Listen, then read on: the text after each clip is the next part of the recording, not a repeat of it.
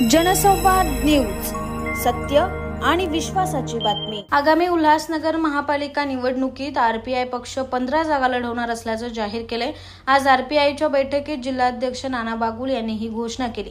त्या दृष्टीने कार्यकर्त्यांनी कामाला लागण्याचा आदेश देण्यात आलाय। नाना बागुल यांनी आरपीआय जिल्हा अध्यक्षपदाची धुरा हाती घेताच त्यांनी शहरात पक्षबांधणीला प्रथम प्राधान्य दिलं। आजच्या बैठकीत शेकडोंच्या संख्येने कार्यकर्ते सहभागी झाले होते। येत्या महापालिका निवडणुकीत आरपीआय आठवले गट संपूर्ण ताकदीने रिंगणात उतरणार आहे। त्यासाठी मित्रपक्षाची चर्चा करून जागा मागून घेतल्या जातील, अशीही मागणी नाना बागुल यांनी केली। कदाचित युती झालीच नाही तर आरपीआय पक्ष सर्वच जागेवर उमेदवार उभे करेल, असंही बैठकीत कार्यकर्त्यांना सांगण्यात आले। कार्यकर्त्यांनी तयारी लागण्याचं आवाहन यावेळी करण्यात आले। या बैठकीला जिल्हाध्यक्ष नाना बागुल, नाना पवार, पंडित निकम, गायकवाड, गंगाधर मोहड, सावंत व मोठ्या संख्येने महिला आघाडी व कार्यकर्ते उपस्थित होते। कमीत कमी 15 जागा आम्ही आमची ज्या ज्या पक्षांशी अलायन्स आहे, शिवसेना असेल, बीजेपी असेल, यांच्यासोबत अजून बैठक झालेली नाही। त्याच्यामुळे आता जागा जाहीर करणं संयुक्तिक होणार नाही। आमची बैठक होईल, त्या बैठकीमध्ये चर्चेअंती ते ठरेल।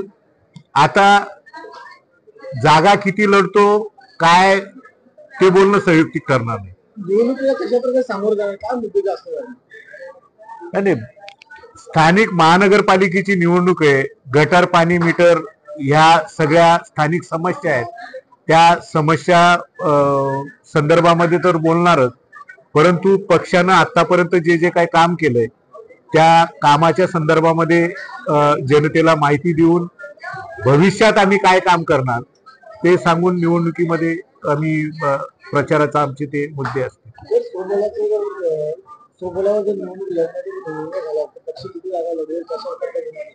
सगळ्याच लढू ना, 79 जागा ज्या असतील, 78 79 त्या सर्व जागा लढू।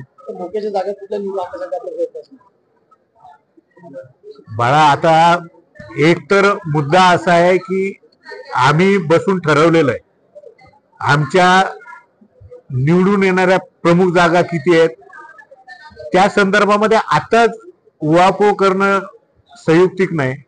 आम्ही योग्य वेळ आल्यावर, अजून 2-3 महिने निवडणूक लांबणीवर आहे, निवडणूक जशी जशी जवळ येईल तसे तसे त्या पद्धतीनं आम्ही आमची भूमिका, जागा किती लढवणार, कुठल्या कुठल्या प्रमुख जागा असतील, ह्या सविस्तर पत्रकार परिषद घेऊन सांगितले जाते। निवडणुकापूर्वी पहिली बैठक झाली, त्या बैठकीमध्ये सगळ्यात जास्त कार्यकर्ते आहेत, महिला वर्ग आहे, संपूर्ण हॉल भरले। कार्यकर्त्याबद्दल काय अपेक्षा आहे आणि त्याच्याबद्दल काय? उल्हासनगर शहरामध्ये माननीय नामदार रामदासजी आठवले साहेब यांच्यावर विश्वास ठेवणारा कार्यकर्ता बहुसंख्य आहे।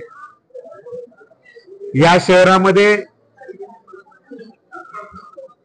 मागासवर्गीय नागरिकांचं प्रमाण जास्त आहे, त्याच्यामुळे रिपब्लिकन पक्षाला जोडलेला कार्यकर्ता भरपूर आहे। आज तुम्ही बघितलं, हा हॉल खचाखच भरलेला होता आणि कार्यकर्त्यांमध्ये उत्सुकता आहे।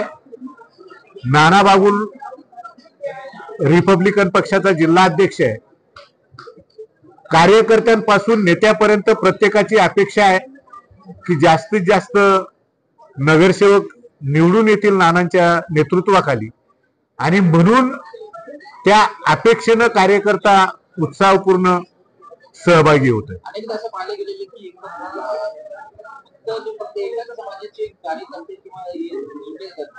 नाही, आता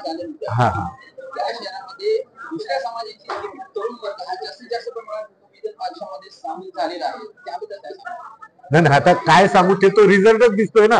मी काय सांगू अजून? पक्षामध्ये इतर समाजाचे कार्यकर्ते, आज तुम्ही बैठकीमध्ये बघितलं, पंजाबी बांधव आहेत, ओबीसी बांधव आहेत, सर्व समावेशक।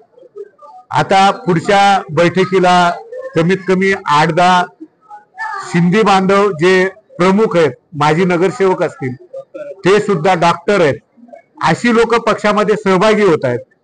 आता आपण सर्व पत्रकारांनी बघितलं, या ठिकाणी विविध समाजाची लोक उत्स्फूर्तपणे आमच्या पक्षामध्ये सहभागी होत आहेत. त्याच्यामुळे तो रिझल्ट तुम्हाला दिसतोय. मी बोलणं काय संयुक्तिक नाही. मागील निवडणुकीमध्ये आपण 2 तिकीट शिवसेनेच्या तिकीटावर लढत होते 2 महिन्यात. यंदा आणखी 2 आपल्या घरामध्ये. आता तुम्ही निवडणुकीचाच परत प्रश्न विचारताय. मी तुम्हाला विनंती करतो, मागच्या निवडणुकीमध्ये शिवसेनेमधनं मी सुद्धा शिवसेनेत गेलो होतो. शहराला तुम्हाला सगळ्यांना माहिती आहे परिस्थिती काय झाली होती. परिस्थितीनुसार मी शिवसेनेत गेलो होतो आणि शिवसेनेमध्ये प्रवेश करतानाच मी पत्रकारांसमोर जाहीर केलं होतं की मी शरीरानं शिवसेनेत चाललोय. मी विचारानं रिपब्लिकन चळवळी सोबत आहे. आणि तुम्हाला दिसलंय की कशा पद्धतीने मी परत पक्षामध्ये, रामदासजी आठवले साहेबांनी आदेश दिला म्हणून पक्षामध्ये एंट्री केली. आणि शिवसेनेत जरी होतो तरी शिवसेना, बीजेपी आणि रिपब्लिकन पक्ष या तिघांची युती होती आणि आजही युती आहे. युतीमधल्याच पक्षासोबत मी गेलो होतो, युतीमधल्याच पक्षामध्ये आहे. 2 नगरसेवक पदासाठी उभे राहतील का 3 राहतील हे वेळ ठरवेल. राष्ट्रीय अध्यक्ष रामदासजी आठवले यांनी सांगितले की प्रकाश आंबेडकर जनसंवाद न्यूज, सत्य आणि विश्वासाची बातमी. आजच सबस्क्राईब करून बेल आयकॉनला क्लिक करा आणि पहा ताज्या घडामोडींचा अचूक अंदाज आपल्या मोबाईलवर.